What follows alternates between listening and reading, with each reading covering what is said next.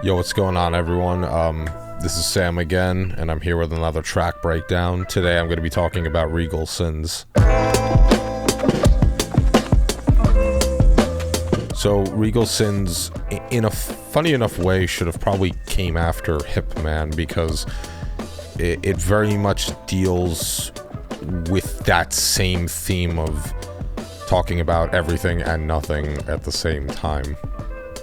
And a lot of the influence of this track actually came from my love of battle rap and just kind of that culture in general, where it's like there's no pulling punches with your bars, but you still know how to have fun. And that's kind of the entire point of the tape. You know, I've mentioned this before. It's kind of like that contradictory of serious and silly, which is exactly what Regal Sins is. The title itself was kind of something that was unintentional in a way, because I wanted something that seemed like it had nobility and stature, but at the same time spoke to the vile nature of what I was trying to say. And Regal is actually my old stomping grounds way back in the day. Old movie theater that my friends and I would just bang around and get drunk, and yeah, a lot of shit went down there. But basically, you know, I start off by saying I roll the bones like I'm casting dice. You know, if you fuck with me, then I ain't asking twice. It's kind of like there's nothing overtly terrifying about that line, but that's kind of the point, is like we're setting the template here. You're on a whole nother level of cheese, just ask the mice. It's a lot of corny dudes these days. At least I'm acknowledging that some of my bars are silly, you know, and that's the whole point, is to have fun. But people just say shit to say shit in a bad way a lot of the time, and that's kind of one of the biggest factors in me releasing my own music, is I wanted to hear shit I wanted to hear, you know.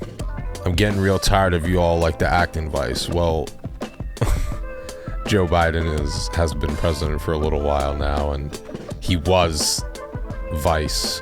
Now he's the acting president, so he ain't acting right ever since his wifey left, stole the heart of a soldier, and might be theft. It's kind of like, you know, I've grown up with a couple dudes who have been through struggles similar to that. And it's kind of hard to bounce back when you've been fucked over like that. You know, we all deal with relationship issues, and I think that's something that's not always apparent on the surface level of my songs, but overall I try to dive a little bit deeper into the psyche to evaluate that.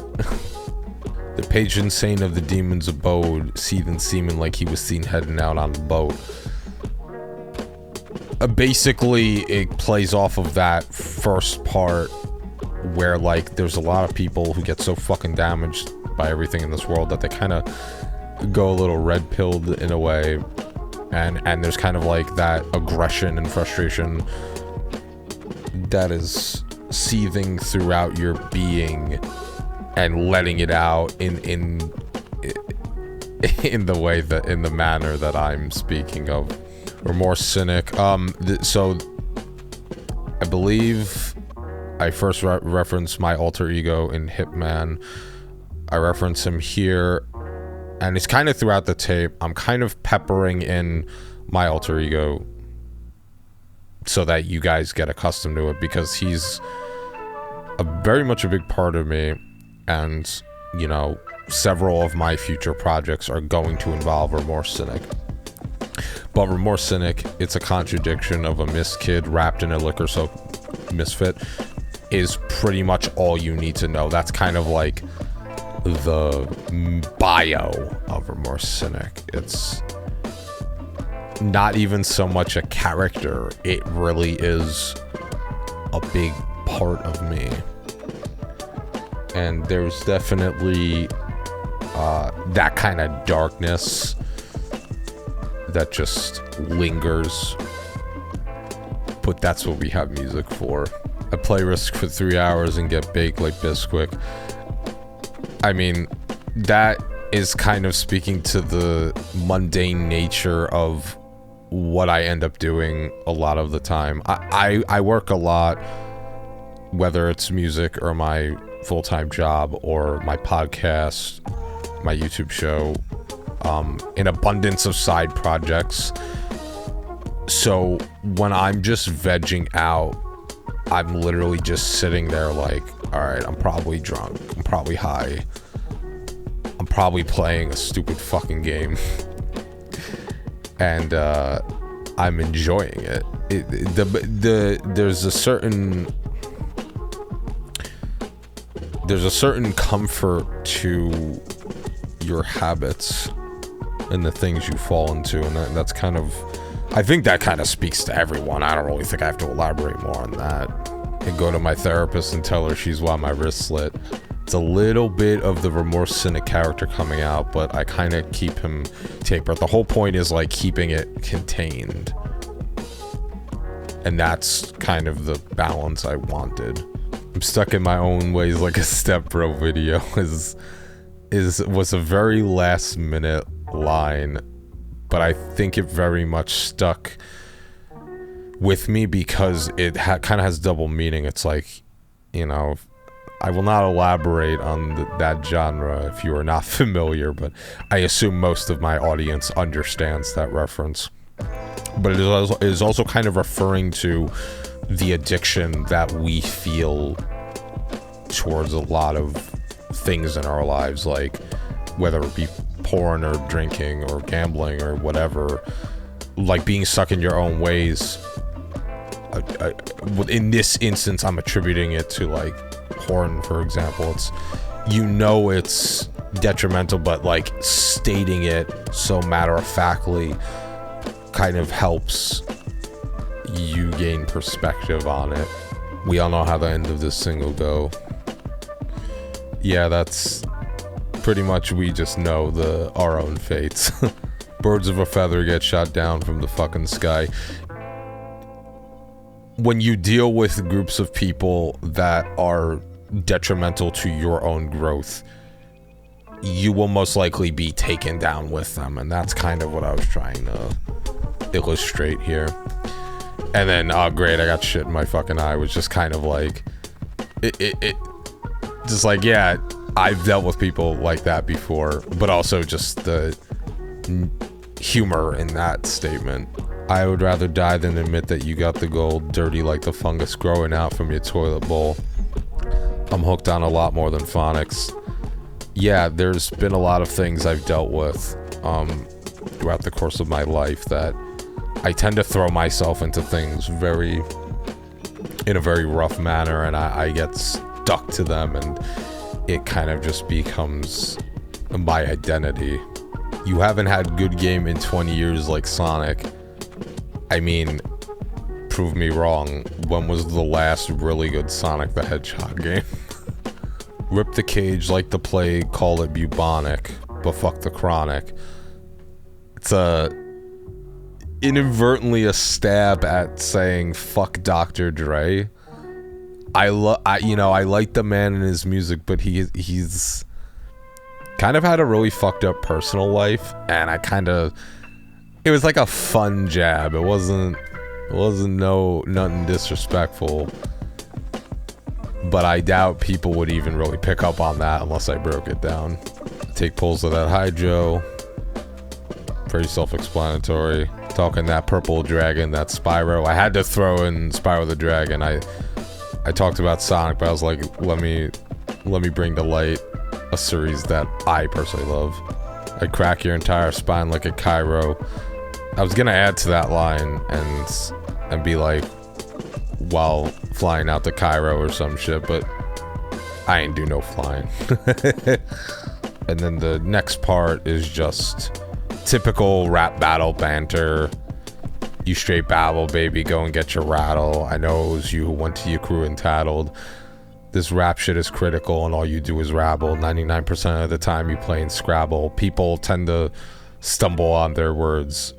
And regardless of your stature, you gotta make it sound good, in my opinion. I catch you slipping like the crew of Star Fox is a great line, because it's like, bro, I see you're slipping.